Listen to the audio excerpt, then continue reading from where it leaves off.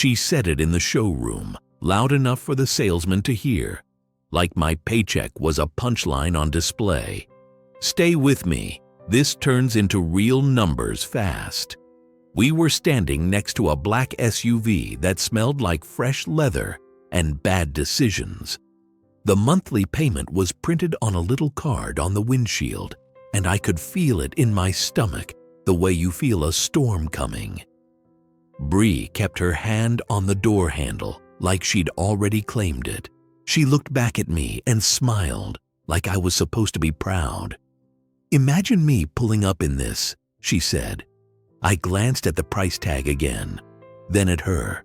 "It's nice." "It's more than nice," she said, eyes bright. "It's the vibe." The salesman hovered nearby, hungry for the yes. Bree loved that. She loved being wanted by a room. "Let's just run the numbers," I said, calm. That's when she sighed, long, annoyed, theatrical. "You always do that," she said. "Everything has to be numbers with you." "Because numbers are real," I said. "A vibe doesn't pay interest." She turned to the salesman and laughed like I was being adorable. "He works for the city," she said, like it explained everything. "He thinks in budgets." I didn't correct her. I do work for the city. I'm an electrician for municipal infrastructure, power systems, emergency repairs, inspections. It's steady. It's boring to people who confuse chaos with ambition. The salesman smiled politely, then asked, "So are we trading in your current vehicle today?" Bree's smile tightened. "My current vehicle is fine," she said. Then she looked right at me. "But I need an upgrade." I felt my jaw set, but I didn't raise my voice.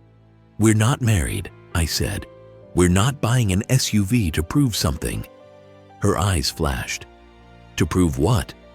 "To prove you're not embarrassed," I said, and I kept it simple. No speech, just the truth. Bree stared at me for a second, like she couldn't believe I'd said the word out loud. Then she said it, clear, sharp, like she'd been waiting for a stage. "You can't provide," she said, "not the way a man should." The salesman pretended not to hear, but he did. People always do. I looked at Bree and let the moment breathe. I wasn't going to fight her in public. I wasn't going to beg her to respect me. I wasn't going to pretend that sentence didn't hit. "What do you mean by that?" I asked. She scoffed. "Come on, Nate. You know exactly what I mean. You're comfortable. You're predictable. You're average. Average. Predictable. Comfortable." She stacked them like evidence. I nodded once, like I was taking a note. "Okay," Bree blinked. "Okay? I heard you," I said. She leaned in closer, lowering her voice like she was being intimate instead of cruel. "I'm 28, she said. "I don't have time to build a life with someone who plays it safe forever." "I don't play it safe," I said. "I build it steady." She rolled her eyes. "Same thing." Then she brought him up, the way she always did when she wanted to make me feel small. "Jace would do it," she said. Jace, the shiny option, the loud option, the risk wrapped in a nice jacket. Jace was a founder. That's what he called himself. He drove a car he didn't own and talked about money like it was a personality trait. Every time Bree said his name, her voice got a little lighter, like she was tasting something sweet. "He's building," she said. "He's expanding. He's not stuck." I kept my face still. "Jace also told you he's between banks right now." She laughed, like I was being negative. "You're always hunting for the downside," she said. "That's why you'll never be more than this." She waved her hand around the showroom, like my ceiling had a price tag. I didn't argue. I just said, "Let's go." Bree didn't move. "No," she said. "I'm not leaving. I want to talk like adults." I held her gaze. Adults don't insult each other in a car dealership. Her lips pressed together. Then she did something I'll never forget. She turned back to the salesman and said, "Can you give us a minute?" He stepped away, relieved not to be in it. Bree looked at me like she was about to deliver a verdict. "I need a provider," she said, "not a planner." That was it. The detonating phrase. Clean and ugly, not a planner. As if planning was weakness. As if paying bills on time was a character flaw. I felt the sting, but I didn't show it. That's the thing about discipline. People think it means you don't feel. It just means you don't spill your feelings all over the floor. "I'm not going to be shamed for being responsible," I said. Bree's eyes narrowed. "You're not responsible," she snapped. "You're scared." I nodded slowly, like I was seeing her clearly for the first time. If you think safety is fear, we're not speaking the same language. She crossed her arms. "So what? You're going to keep living in your little routine forever? Same job, same apartment, same everything?" "Yes," I said, and I meant it. "Until it makes sense to change, not because someone's bored." Her laugh came out sharp. "God, you hear yourself? You sound like my dad." I didn't flinch. "Your dad owns his house," I said, "and he still has his health insurance." Her face twisted. "There you go. Insurance again. You're obsessed." "I'm prepared," I said. Bree stepped closer, voice tight. "Jace is taking me to Scottsdale this weekend," she said. "He invited me to meet some people, real money people. He says I deserve more than a city salary." I let that land. I didn't say her name like it hurt. I didn't ask her to stay. I didn't try to compete with a trip. I just nodded once and said, "Then go." She blinked, caught off guard. "What?" "If you want that life," I said, calm, "go live it." Her mouth opened, like she expected me to chase her, like she expected me to panic. "You don't even care," she said, trying to make me the villain. "I care," I said. "I'm just not going to beg to be respected." Bree stared at me for a long second, then grabbed her purse and walked out first, heels snapping against the tile like she wanted the sound to make me regret something. I followed, quiet. In the parking lot, she turned back one last time, eyes cold. "You'll never be enough," she said. "You can't provide."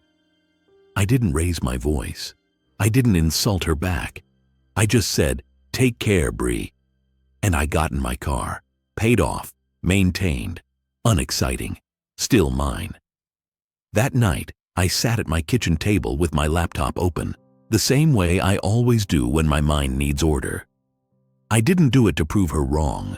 I did it because her words didn't match reality, and I don't live in feelings when numbers can tell the truth. I opened my spreadsheet. Salary, taxes, retirement contributions, emergency fund, HSA. The overtime line I don't brag about. The pension contribution that doesn't look sexy on Instagram but shows up when you're old.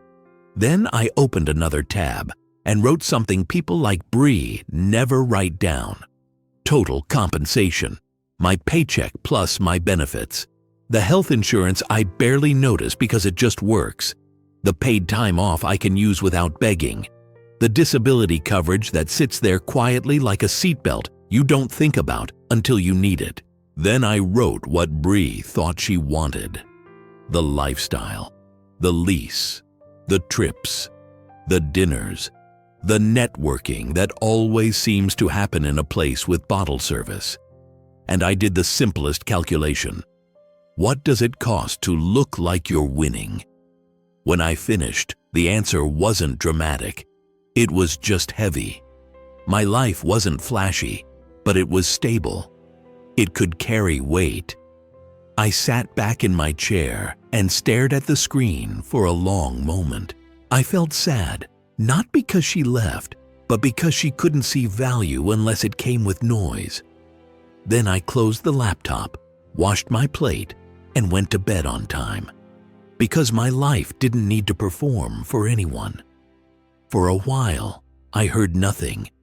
No messages, no late-night regret texts, just silence. Then Bree started showing up online through other people's stories. Scottsdale, pools, rooftops, Jace's hand in the frame, watched near the camera like it mattered.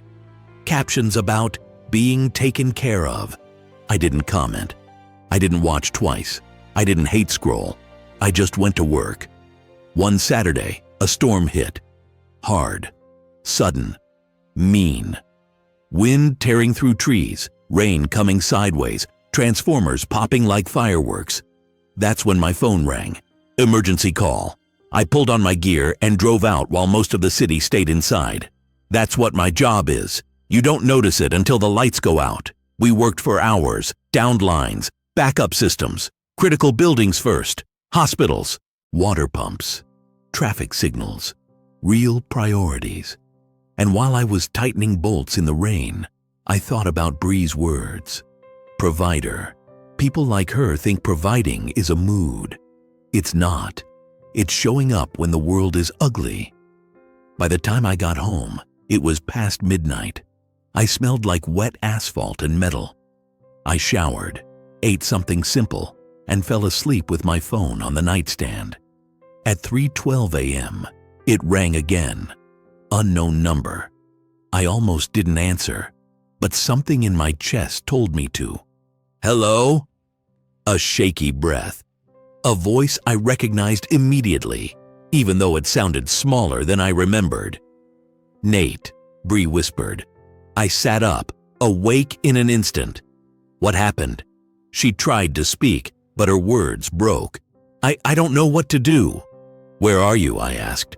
On the side of the freeway, she said. I'm in Jace's car. I blinked. Are you hurt? No, she said. But he is. He's bleeding. He won't wake up. My body went cold, but my voice stayed steady. Okay, listen to me. Are the hazard lights on? Yes. Are you safe from traffic? I think so, she said, panicking. Nate, please. Call 911, I said. Right now, if you haven't. I did, she said. They're coming. But they asked questions and I didn't know what to say. They asked about his name and insurance and… There it was. Even before the ambulance. Paperwork in the middle of panic. Okay, I said. Stay on the line with me. Tell me exactly what happened. Bree's breath shook. He was driving fast, she said. It was raining. He said he knew the road. Then he started yelling at his phone like arguing with someone.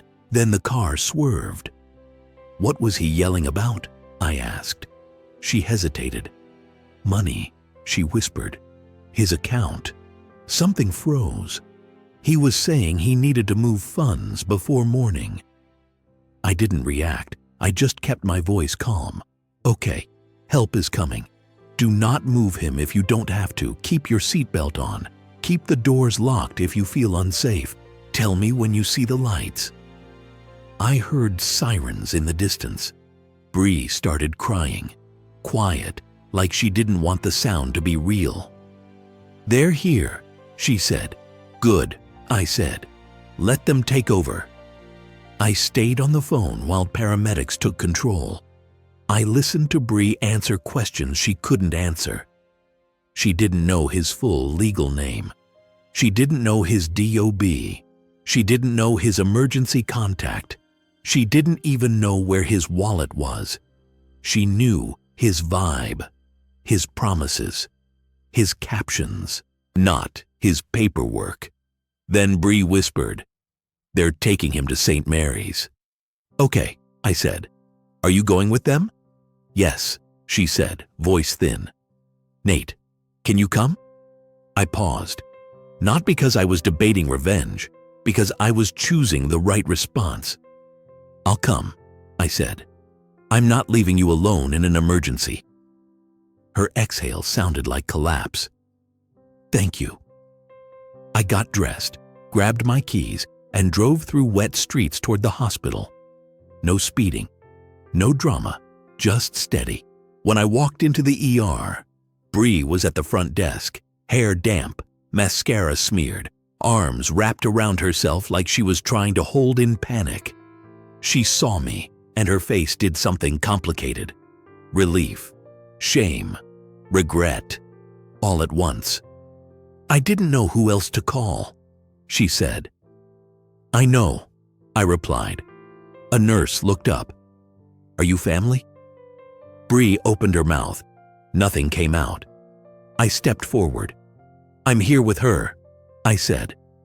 "What do you need right now?" The nurse explained it fast. Jace was being assessed. They needed his information, insurance, ID, emergency contact. Bry's voice shook. "He said he had it," she whispered. "He said he was covered." The nurse gave her a look that wasn't judgment. It was tired familiarity. Bree turned to me, eyes wide. "What do I do?" I didn't lecture. I didn't say, "This is what you wanted." I didn't say, "Call your provider." I said, "We handle what we can." I asked for a social worker. I asked for the financial counselor. I asked what they needed now and what could wait. I wrote down names. I kept Bree sitting, breathing, drinking water. That's what stability looks like in practice, not proving a point, just managing reality. An hour later, a doctor came out and gave Bree an update. Jace was alive, but the injuries were serious. Head trauma, broken ribs, surgery likely. Then the doctor asked about insurance again, because in America, the question is always there, sitting next to the medical question, like a shadow. Bree whispered to me, "He doesn't have it." I didn't look surprised. I just felt tired. The financial counselor came with numbers, deposits, payment plans, forms. Bree stared at the page like it was written in another language. Her hands started shaking. "I don't have this," she said. "I don't have anything. I quit my job, Nate. I thought he was taking care of me." The word provider came back around, but now it wasn't sexy. Now it was survival. I kept my voice calm. "Okay," I said. "You're going to call your mom." Bree blinked. "I can't. She'll freak out." "She can freak out," I said. "You need support. Call her." Bree swallowed, then pulled out her phone with trembling fingers. While she called, I asked the counselor for every option: charity care, payment plans, itemized estimates, anything that could reduce the immediate burden. I didn't sign my name to Jace's debt. I didn't pretend I could fix his life. But I did what I could do. I made sure Bree didn't drown in the first wave. At one point, Bree grabbed my sleeve and whispered, "Can you pay it?" I looked at her, not angry, not cold, just steady. "I'm not paying for him," I said, "but I'll help you figure out your next steps." She flinched, like she wanted to argue, but she didn't have the energy. The truth was too heavy for performance. Hours passed. Nurses moved. Phones rang. Bree's mom arrived, furious and terrified and real. Not a vibe, a person. Bree sat beside me and stared at the floor for a long time, like she was watching her choices replay in slow motion. Then she said it, barely above a whisper. "I said you couldn't provide." I didn't answer right away. I let her own it. "I said you weren't enough," she continued, voice cracking. "I called you predictable, average, too comfortable." I nodded once. "You did." She turned her face toward me, eyes red. "And you're the only person here who knows what to do." I kept my voice soft because I planned. Bree swallowed hard. I thought planning was pathetic. I didn't rub it in. Planning is protection, I said. That's all it is. A little later, her mom stepped away to talk to a nurse, and Bree leaned closer, voice trembling. I miss you, she said. I miss feeling safe. I held her gaze, calm, contained. I'm glad you're safe right now, I said. But we're not getting back together. Her face tightened. Why? Because you didn't want me, I said. You wanted an image, and you only see my value now because the image crashed. Bree's lips shook. Tears fell silently. I was wrong, she whispered. You were wrong, I agreed. And you learned late. She stared at her hands like she was trying to see the difference between ambition and instability in her own skin. Jace stayed in surgery for hours. When the doctor finally updated the family, it was complicated. He'd live. Recovery would be long. Bills would be brutal. Bree sat in the waiting room and looked like someone who'd just watched a fantasy turn into paperwork. A few days later, she texted me, not flirting, not trying to charm her way back, just one sentence. Do you have a minute to talk about what I should do next? I called her.